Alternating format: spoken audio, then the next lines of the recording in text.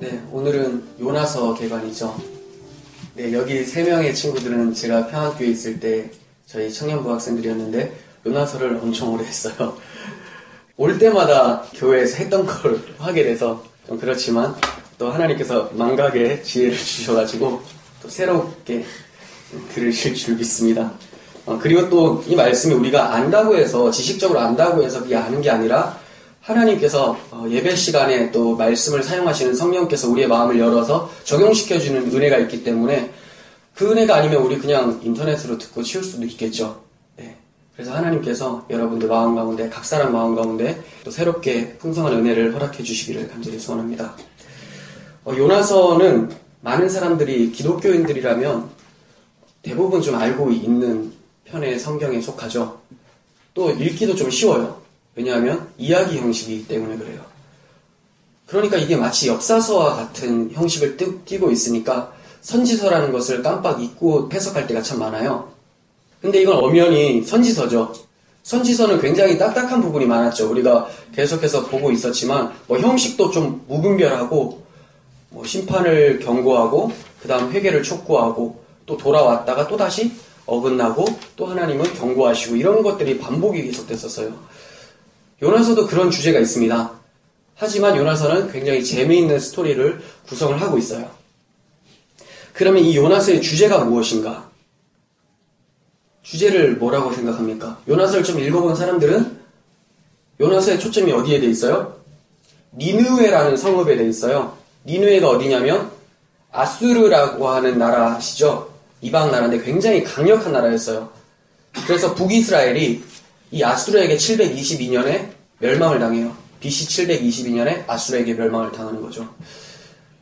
근데 왜 니느웨라는 아수르 나라에다가 하나님께서 초점을 맞추시는가? 이상하지 않습니까? 단 한 번도 선지서를 통해서, 아니 성경 전체를 통해서 이방 민족에게 하나님의 초점을 맞췄었던 역사가 없었는데 이 성경에서는 니느웨를 회개케 하기 위해서 요나를 보낸다라는 거죠. 그래서 많은 사람들이 요나서의 주제는 이방인의 구원이다. 하나님께서는 이방 민족에게도 긍휼을 베푸신다라고 적용을 할 수가 있어요. 그런데 바로 그리로 가면 안 되는 거예요. 가장 궁극적인 목적은 이방인의 회개가 궁극적인 목적이 아니라는 겁니다. 신약 성경으로 넘어오면 이방인, 우리죠. 이스라엘 사람이 아닌 우리 한국 사람 같은 사람들도 회개해서 예수를 믿게 되고 하나님 백성으로 들어가게 되잖아요. 신약 성경에는 충분히 그렇게 보여질 수가 있지만 구약 성경에는 바로 연결 짓는 것이 좀 과도하다라는 거예요. 물론 이렇게 얘기할 수 있어요. 신약 성경에 나타날 이방 민족들이 회개해서 예수를 믿고 하나님 백성으로 들어오는 것, 이것을 살짝 모형으로 나타낸 것이다. 예, 그렇게 볼 수가 있지만 궁극적인 주제는 그게 아니라는 겁니다. 그럼 주제가 무엇이냐? 이것에 대해서 요나서의 전체적인 문화 배경과 역사성을 살펴보고 이제 하나씩 나누어 보도록 하겠습니다. 당시 니느웨의 역사적 배경을 살펴보면 그 왕과 백성들이 요나서를 보시면 요나의 말에 회개를 하거든요. 이상하지 않아요? 이방 선지자가 회개하라 외쳤더니 왜 회개를 할까요? 갑자기. 물론 하나님의 은혜고 하나님의 역사죠. 그렇지만 배경적으로도 요나의 말에 귀를 기울일 필요가 있을 정도로 좀 불안불안한 상황이 아수르 나라의 이 니느웨 성읍에 있었던 거예요. 그게 뭐냐? 아수르의 세력은 이 당시의 왕이 아슈르 단 3세라는 사람인데 이때 굉장히 경제적, 군사적으로 약화되어 있었어요. 아수르는 원래 굉장히 강한 나라거든요. 이 당시 근데 최악의 상태였던 거죠. 아수르는 군사적 패배와 외교적 실패, 그리고 기근, 내부 반란으로 여러 어려움을 겪게 되는 상황이었어요. 그리고 더군다나 BC 763년 6월 15일에 역사적으로 있었던 사건인데 일식이 일어났었어요. 근데 고대 사람들은 이 일식이 일어날 때 이 두려운 징조라고 생각을 하고 있었던 거죠. 그러니까 이 왕이 통치할 때 경제적, 군사적, 내부 반란, 기근 오니까 혼란스러워하고 있는데 일식까지 딱 오니까 불안에 떨고 있었는데 마침 이방의 어떤 선지자가 와서 회개하라. 하나님께서 너희들을 멸망시킬 것이다니까 무서운 거예요. 그래서 귀를 기울이고 있는 거죠. 이런 상황들이 있었던 거예요. 그리고 그 반대로 이스라엘은 최고의 풍요로움을 가지고 있었던 때예요. 요나 선지자가 활동했었던 당시에 북이스라엘 왕이 여로보암 2세거든요. BC 784년에서 772년 정도로 예상이 되는데 이 당시에 경제적으로 굉장히 부강하고 안정적인, 그렇지만 반대로 경제적으로 안정되었을 때 영적으로는 하락 추세겠죠. 최악의 상태예요. 이 당시에 남유다도 똑같아요. 우시아라는 왕이 최고의 왕인데 경제적으로, 영적으로는 또 굉장히 힘든 상황에 있었던 그런 상황이었죠. 남북이 다 영적으로는 최악의 상태, 그렇지만 외부적으로는 평안한 상태에 있었던 거예요. 하나님께서는 이제 니느웨에다가 요나를 보내요. 이렇게 혼란스러워하는 니느웨에 이스라엘 선지자를 보냅니다. 이들이 그래서 이스라엘의 선지자의 말을 그냥 가볍게 듣지는 않아요. 그래서 회개가 일어납니다. 이렇게 얘기를 하니까 요나서의 주제가 처음 말씀드렸던 것처럼 이방인의 선교, 이방인의 구원이 초점이 아닌가 생각이 될 수가 있죠. 그렇지만 그게 신약에 넘어와서 모형이 될 수 있지만 궁극적인 메시지는 아닌 거예요. 이 당시에 요나하고 같이 활동했었던 선지자가 아모스라는 사람이 있었어요. 호세아도 있었고. 그런데 아모스서에서는 하나님께서 뭐라고 말씀하는지를 한번 볼게요. 3장 2절인데 내가 땅의 모든 족속 가운데 너희만 알았나니 그러므로 내가 너희 모든 죄악을 너희에게 보응하리라 하셨나니. 뭐라고 말씀합니까? 땅의 모든 족속 중에서 너희만, 이스라엘 백성들만 알고 있었다. 하나님이 이방 사람들을 모른다라는 게 아니라 이 사람들만 내 사람이다 이 얘기죠. 어머니께서 이웃집에 애가 뭔가 말썽 부린다고 해서 회초리 들고 뛰어가는 엄마가 없죠. 내 애만 때리는 거예요, 잘못했을 때. 이 얘기거든요. 땅의 모든 족속 가운데 이스라엘 백성 너희들에게만 내가 회초리를 대겠다. 왜? 너희는 내 백성이니까. 그런데 지금 하나님께서 니느웨 사람들한테 회초리를 대시겠다고 하죠. 그럼 이게 모순되는 말씀이 아닌가? 니느웨 사람들도 하나님 백성이란 말인가? 그런 게 아니라는 거예요. 아모스서에서 말씀드린 것처럼 이스라엘 백성만 하나님의 백성인데 이들이 회개를 하지 않자 하나님께서는 니느웨 사람들에게 회초리를 대서 이들이 회개하는 모습을 보여주고 이들도 회개하는데 너희들은 도대체 뭐냐? 요거 보여주시려고. 이해가 가시죠? 결국은 어디 초점이냐? 이스라엘 초점이라는 거예요. 이 당시 이스라엘을 통해서 메시아를 보내주시는 약속이 아직 이루어지지 않은 구약시대죠. 주님께서 오셔서 막힌 담을 허무시고 유대인과 이방인을 하나로 만드시고 온 천하에 다니면서 만민에게 복음을 전파하라라고 하는 십자가의 결과가 아직까지 이루어지지 않은 상태가 지금 이 상태예요. 구약 상태. 그래서 주님이 이 땅에 초림하시기 전까지 이스라엘은 메시아가 오실 통로로 거룩하게 구별이 되어 있었어야 해요.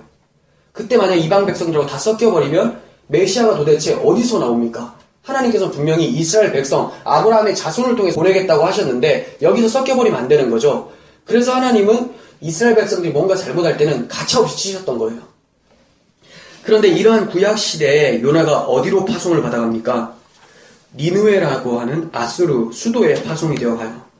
아수르는 BC 722년에 북이스라엘을 멸망시키고 남유다까지 파괴하려고 했었던 강력한 대적 국가예요. 이러한 니느웨의 도발과 공격은 단지 이스라엘 나라만을 공격했다는 의미로 그치는 것이 아니라 그곳에서 태어나게 되실 예수 그리스도, 메시아를 오시는 길을 차단하려고 했었던 것도 아수르의 역할이었던 거죠. 그러니까 결국 누구를 대적한 거예요? 하나님을 대적한 거죠. 하나님께서 아브라함의 자손을 통해서 내가 메시아를 보내겠다라고 했는데 그걸 막으려고 했었던 것은 하나님을 대적했던 거죠. 하나님의 백성을 혼란시키고 하나님의 언약을 깨트리려고 하는 수작은 에덴 동산에서부터 있었어요. 누가? 뱀을 통해서. 그러니까 여자의 후손과 뱀의 후손의 줄기가 나누어지면서 끊임없이 하나님의 백성 그리고 하나님의 언약을 깨트리려고 하는 시도는 역사 속에서 계속 이어져 왔었다라는 거예요. 그래서 아수르는 하나님을 대적한 국가로서 나타나고 있어요. 그러면 당연히 심판받아야 되는 게 마땅하겠죠. 그런데 하나님께서 회개하라고 말씀하는 거예요. 이상하지 않습니까? 아니 심판을 하시려면 그냥 심판을 하시면 되지 회개하라라고 요나를 보내는 이유가 뭘까요? 하나님께서 심판이 목적이 아니라는 거예요. 여러분 싸움할 때 좀 목사가 이런 얘기해서 그런데 싸움할 때 이길 수 있는 확률이 가장 높은 게 뭔지 아세요? 황지사님 죄송합니다. 괜히 황지사님 싸움을 많이 한 것 같은데 네 선방이잖아요. 선방. 말없이 그냥 때리는 거예요. 나가면 승률이 확 높아지죠.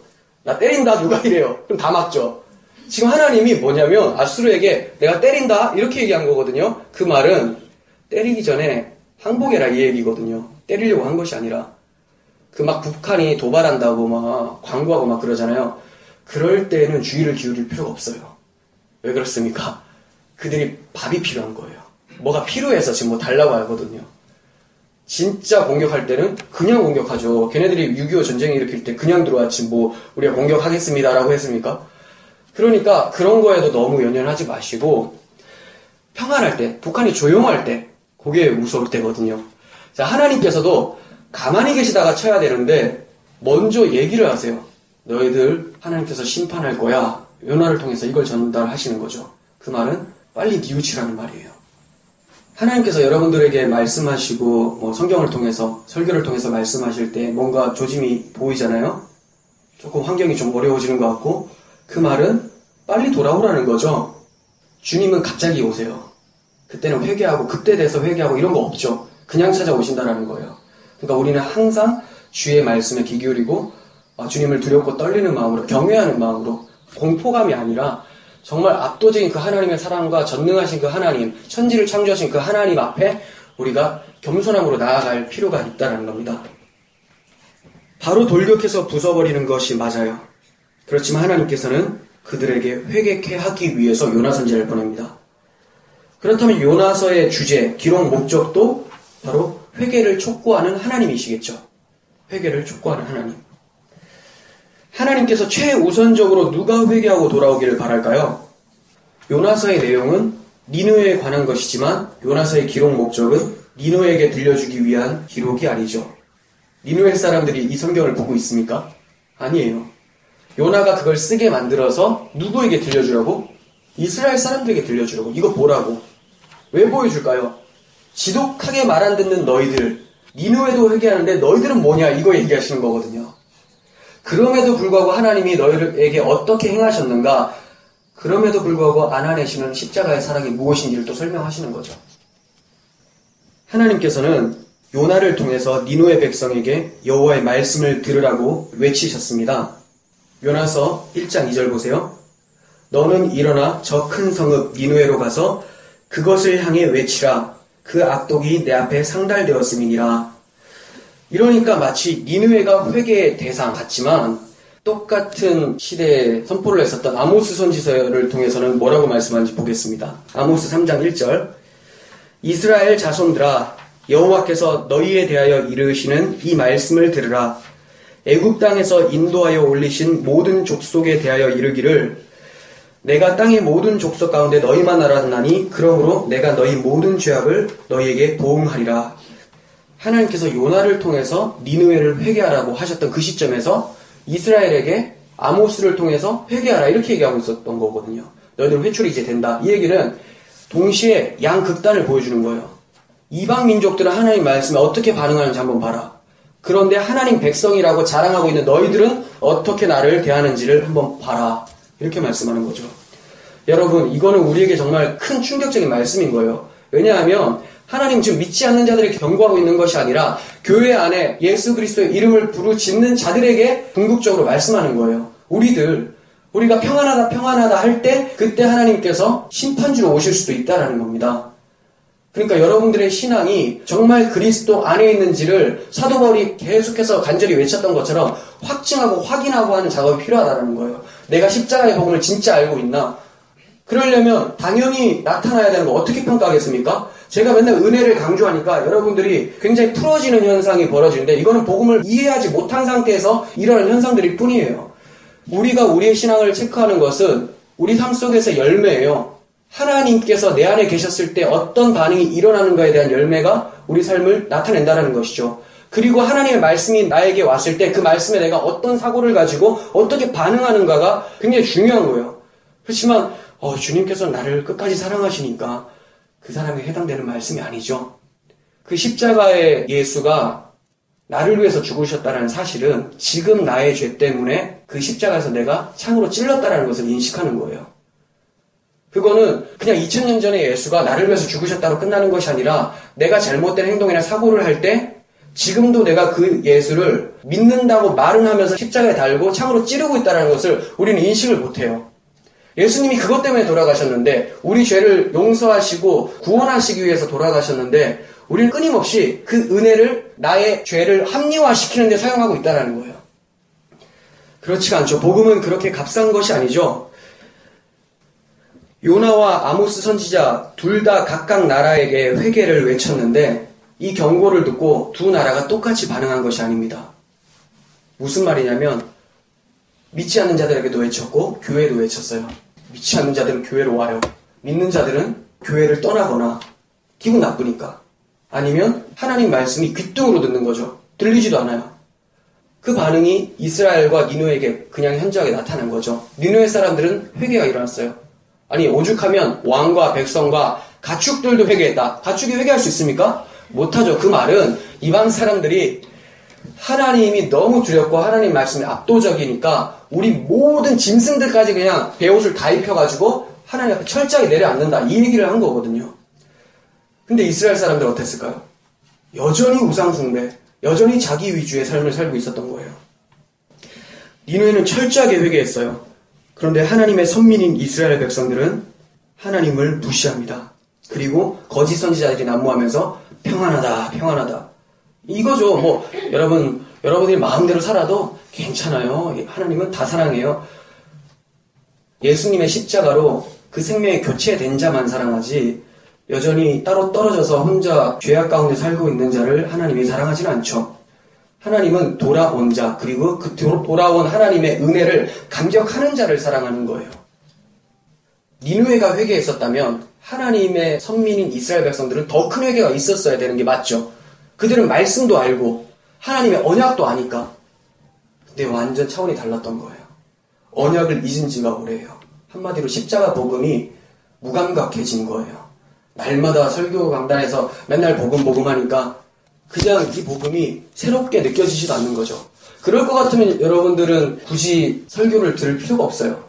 왜냐하면 제가 모르는 걸 얘기하는 게 아니거든요. 맨날 똑같은 평생에 듣던 말씀 또 들려주세요라고 하는데, 그 평생에 듣던 말씀을 또 들려주니까 지루해지기 시작하는 거예요. 그런데 또 배우긴 해요. 왜요? 지식적으로는 뭔가 많이 알아가니까 이것이 마치 나의 신앙인 것처럼, 내가 성경의 어떤 구절이 무엇으로 해석이 되더라, 이걸 해내면 마치 이게 내 신앙인 것처럼. 그렇지 않아요. 그냥 70, 80의 할머니가 예수 그리스도를 사랑하는 마음이 하나님 앞에서 더 올바를 수가 있다는 겁니다. 우리가 얼마나 알고 모르고의 차원이 아니라 하나님의 십자가의 사랑이 내 가슴에 얼마나 역사하고 있는가가 중요한 건데, 우리는 우리의 지식을 너무 높게 평가하고 있죠. 그게 마치 구원인 것처럼.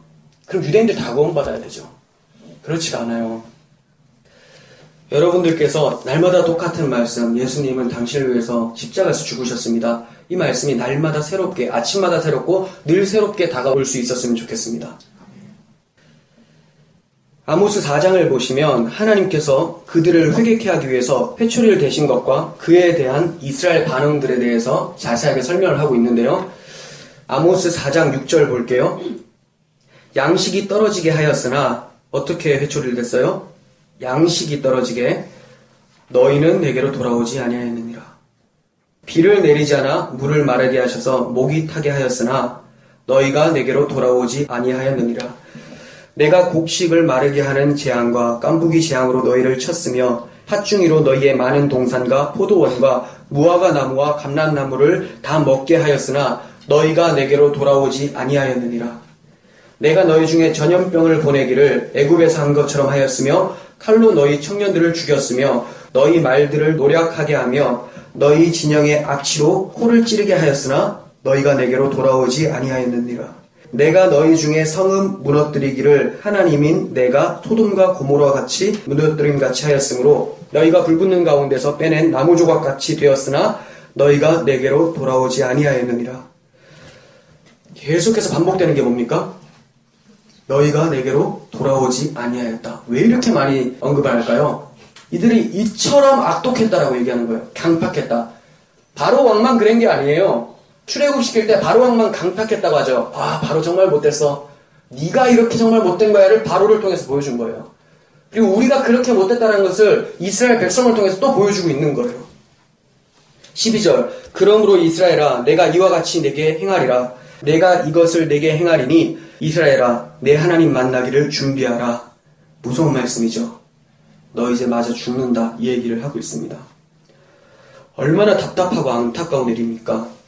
이건 바울이 말씀한 바와 같이 니느웨가 구원을 얻는 것을 보고 이스라엘이 시기나게 하여 그들로 구원을 얻게 하려 하시는 하나님의 긍휼이고 오래 참음이었던 것이었는데 그들이 하나님께 돌아오지 않았던 거죠. 하나님이 니느웨를 통해서 이들이 회개하는 거 보면 정신을 차려서 우리도 회개해야 되겠구나 이것 좀 알라고 주셨는데 그래 저놈들은 왜 죽지도 않고 하나님 왜 그럴까? 오히려 회개하는 저들에게 따지기 시작하는 거죠. 그게 누굽니까? 그게 요나예요. 그게 우리들 모습인 거예요. 요나를 통해서 요나서를 통해서 우리가 가장 초점을 맞춰야 되는 것은 요나의 모습이에요. 요나의 모습은 이스라엘의 모습이고 이스라엘의 모습은 바로 우리의 모습이라는 것을 말씀하고 있어요. 그러므로 요나서의 1차적 회개의 대상은 이스라엘 백성들이고 그들로 구원을 얻게 하시려는 목적이 요나서의 기록 목적인 거죠. 그렇다면 요나서가 신약 시대를 살아가고 있는 우리에게 말씀하고 있는 바가 뭘까요? 주님께서 이런 말씀하셨어요. 이 세대는 악한 세대라 표적을 구하되 요나의 표적밖에는 내가 보여줄 것이 없다. 그리고 나서 요나가 3일 밤낮을 물고기 뱃속에 있다가 살아나온 사건을 예수 그리스도의 십자가 사건과 연결시켜서 설명해 보이세요. 요나가 니느웨 사람들에게 표적이 됨과 같이 인자도 이 세대에 그러하리라 이렇게 말씀하고 계시거든요. 그러니까 니느웨 사람들이 어떻게 회개하게 됐나? 문화적, 역사적 정황도 그러한 상황이었지만 요나의 표적을 보고 회개했어요. 요나가 어떤 표적? 물고기 뱃속에 3일 동안 있다가 살아나왔어요. 그걸 누가 봤을까요? 같이 배를 타고 있다가 요나가 바다로 떨어질 때 지켜봤었던 사람이 니느웨 사람들 중에도 있었겠죠. 근데 이 사람이 살아있는 거예요. 물고기 밥이 된 줄 알았는데 살아있는 거예요. 그것을 하나님께서 보여주신 표적으로 인식하고 이들이 회개를 했단 말이에요. 근데 예수님께서 말씀하세요. 요나의 표적밖에는 내가 보여줄 것이 없다. 이 세대에도 똑같이 그것이다. 나는 그걸 보여주려고 한다. 그게 뭡니까? 십자가로 3일 동안 무덤 속에 계시다가 부활한 사건. 이걸 보고 못 믿으면 아무도 못 믿는 거야. 이 얘기를 하고 있어요. 우린 요나서를 통해서 물고기 뱃속에서 살아난 기적을 좀 보여주세요가 아니라 예수님께서 살아나온 더 큰 표적, 십자가 표적이 가장 큰 표적인데 그것에 대해서는 무감각하면서 계속해서 표적을 주시옵소서 이렇게 얘기하는 경우가 너무 많다라는 거예요. 그거는 십자가를 믿지 못하면 그 어떠한 표적도 표적이 될 수 없다라는 것을 말씀하고 있습니다. 사도행전 17장 30절에서는 주님께서 이 세대에 믿을 만한 표적이 무엇인지를 말씀하고 계세요. 사람들이 하나님을 알지 못한 시대에는 하나님께서 눈 감아 주셨지만 이제는 어디서나 온 세상 사람들에게 회개하라고 명령하십니다. 하나님께서 자기가 정한 한 사람을 시켜 온 세상을 의롭게 하실 날을 정하셨습니다. 하나님께서 그를 죽은 자 가운데서 살리심으로 모든 이에게 그 증거를 보이셨습니다. 아멘. 죽으시고 다시 사신 표적이 이 세대에 믿을 만한 표적이라고 말씀하고 있는 거예요. 모든 이에게 너 하나님 믿는 증거가 뭐냐라고 했을 때 여러분들이 꺼낼 카드는 예수의 십자가와 부활 카드라는 거지 다른 거 아니라는 거예요. 만일 이 표적을 보고도 회개하지 않는다면 더 이상 보여줄 표적이 없습니다. 그러니까 교회에서 금리빨 만들고 쓰러뜨리고 병 고치고 이 표적 아무리 해봤자 못 믿죠. 아무리 해봤자. 예수님께서 악하고 음란한 세대야 너희는 표적을 구한다 말씀하시는 거예요. 악하고 음란한 교회라고 지금 자칭하고 있는 거죠. 예수의 십자가의 표적은 온데간데 없고 다른 걸 얘기하고 있는 거죠. 그거는 구원할 수도 없을 뿐더러 예수님께 욕 들어먹기 딱 좋죠. 악하고 음란한 세대라는 거. 그런데 그런 사람들이 또 강단에서는 악하고 음란한 시대입니다. 또 이렇게 얘기하고 있죠. 그러한 사람들이 있기 때문에 악하고 음란한 세대인데 지금 자기들은 괜찮고 바깥에 악하고 음란한 세대를 얘기하고 있어요. 우리도 지금 남을 얘기할 게 아니라 우리도 악하고 음란한 구조를 가지고 있다는 것을 늘 기억하고 하나님의 긍휼하심을 구해야죠. 우리도 하나님 은혜가 아니면 계속해서 딴 거 기웃기웃거리면서 저기가 점을 잘 본데 너무 노골적입니까? 그러면 저기가 예언을 잘한대. 똑같은 거잖아요. 그러니까 거기에 기웃거리지 말고 십자가의 표적, 부활의 표적으로 나아갈 수 있었으면 좋겠습니다. 그러므로 그리스도의 증인이 되기 위해서 세움받은 증거자들은 주님의 십자가와 부활을 증거하는 데 초점을 맞춰야 되는 것이 마땅합니다.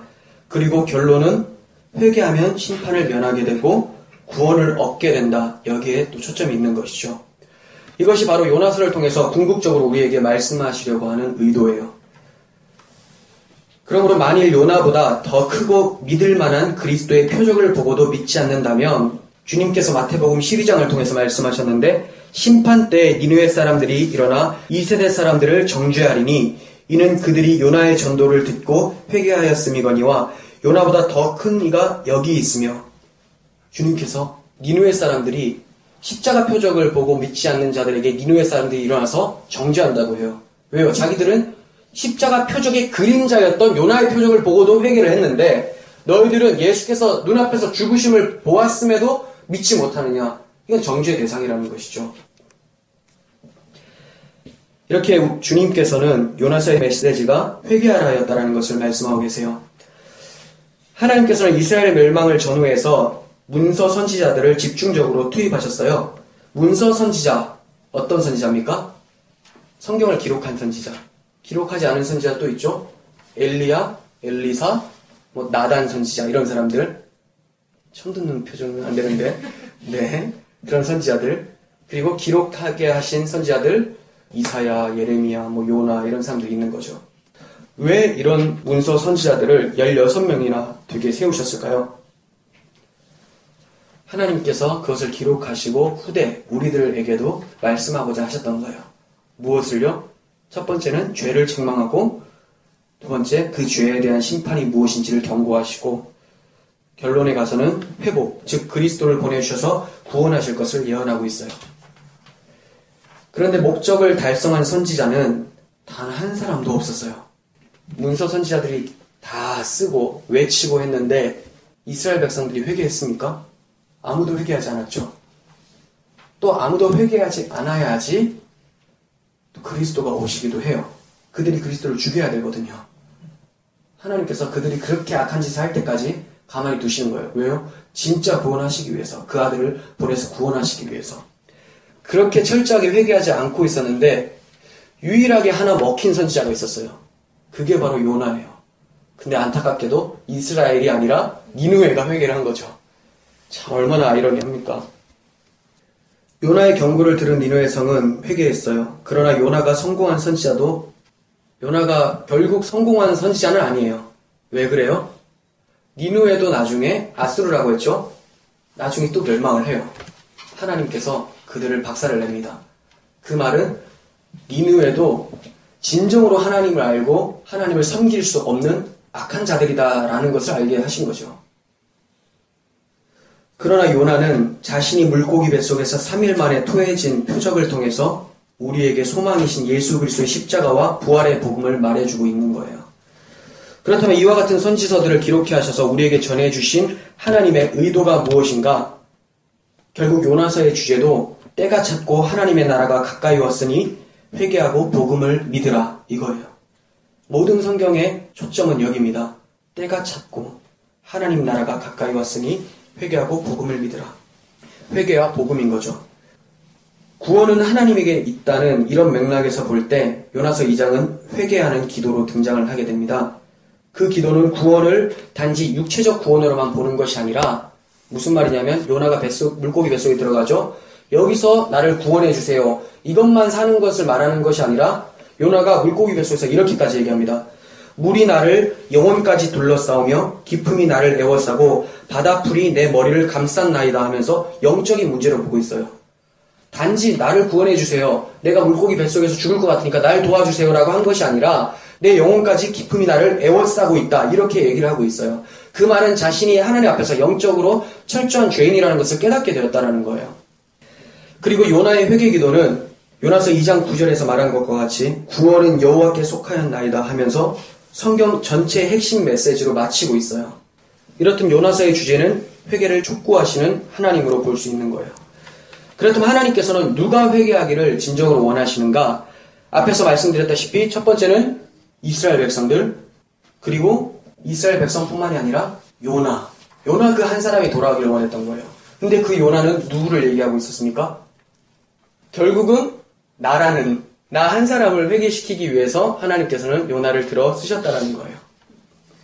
그리고 궁극적으로 하나님을 알지 못하는 아직까지 불신의 상태에 있는 하나님의 택자들과 우리와 같은 교회 각 사람, 이 사람들에게 돌아오기를 원하고 계시는 것입니다. 그러나 이스라엘은 니느웨의 표적을 보고도 끝내 회개하지 않다가 멸망당했어요. 우리도 나는 괜찮아 라고 하고 있을 때 주님께서 도둑같이 찾아올 수가 있습니다. 도둑같이 찾아오신다는 말은 참 무서운 말입니다. 우리에게는 어떻게 찾아와야 되냐면 해산의 고통이 이름과 같이 찾아와야 되는 게 맞아요. 그 말은 도둑은 언제 올지 몰라요. 그리고 올지 안 올지도 확실치가 않아요. 그러니까 도둑을 대비하는 사람은 없죠. 도둑을 기다려야 되겠다. 근데 해산은 반드시 와요. 그러니까 날마다 언젠가는 올 거라는 마음을 가지고 기다리죠. 우리는 해산의 고통을 맞아야 되는데 내가 평안하다, 난 괜찮다라고 할 때 주님이 도둑같이 오셔서 다 강탈해 갈지 모릅니다. 나머지 기회마저도. 그러니까 우리는 날마다 깨어서 주님이 해산의 고통 이름과 같이 우리에게 해산의 열매로 나타나기를 간절히 바라는 마음으로 기다려야 될 것입니다. 요나서에서 하나님은 어떠한 하나님으로 계시되었을까요? 제가 계속 하나님의 심판이 이를 것이다 이렇게 말하니까 그냥 무서운 하나님 같은데 요나서에서는 하나님이 왜 그렇게 무섭게 말씀하시느냐? 그만큼 우리를 사랑하시기 때문에 그렇게 말씀하시는 거예요. 사랑이 없다면 아까 말씀드렸다시피 그냥 때리면 되죠. 근데 왜 이렇게 겁을 주십니까? 어떻게든 회개시키려고 하시는 거죠. 그래서 요나서에서 이런 얘기를 합니다. 4장 2절 주께서는 은혜로우시며 자비로우시며 노하기를 더디하시며 인애가 크시사 뜻을 돌이켜 재앙을 내리지 아니하시는 하나님이신 줄을 내가 알았음이니이다. 이렇게 얘기합니다. 이러한 하나님의 자기 계시는 훨씬 이전에 출애굽 당시에도 모세에게 나타내셨어요. 출애굽기 34장 6절 여호와께서 그의 앞으로 지나시며 선포하시되 여호와라 여호와라 자비롭고 은혜롭고 노하기를 더디하고 인자와 진실이 많은 하나님이라. 아멘. 하나님께서 예전부터 얘기하셨던 거예요. 그 말은 지금도 변함없이 끊임없이 참고 기다리시고 인내하시고 인자와 사랑으로 우리를 기다리시는 하나님이라는 것을 말씀하고 있는 거죠. 요나서 이때 갑자기 또 이 말씀을 하시는 것이 아니라 민수기에도 역대하에도 느헤미야서에도 시편에도 이 말씀이 동일하게 나와 있어요. 자비롭고 은혜롭고 노하기를 더디하고 인자와 진실이 많은 하나님이라는 말씀이 계속해서 언급되고 있습니다. 왜 그럴까요? 하나님에 대해서 오해할까봐, 하나님의 인자하심과 하나님의 참으심을 오해할까봐 끊임없이 말씀하고 있는 거예요. 우리는 하나님이 무서워서 돌이키는 것이 아닙니다. 하나님이 자비롭고 은혜롭고 노하기를 더디하고 인자가 많은 사랑의 하나님인 것이 너무 감격스럽고 감사해서 돌이키는 거죠. 단지 무서워서 굴복한다? 그러면 하나님이 조금이라도 그럴 리는 없겠지만 하나님이 약하게 보이거나 자기가 좀 세다고 느껴지면 하나님을 바로 치겠죠. 그게 바로 종의 영을 가지고 있는 사람들의 특징이에요. 우리는 하나님이 사랑하는 아버지이기 때문에 우리가 하나님을 두려워하는 거예요.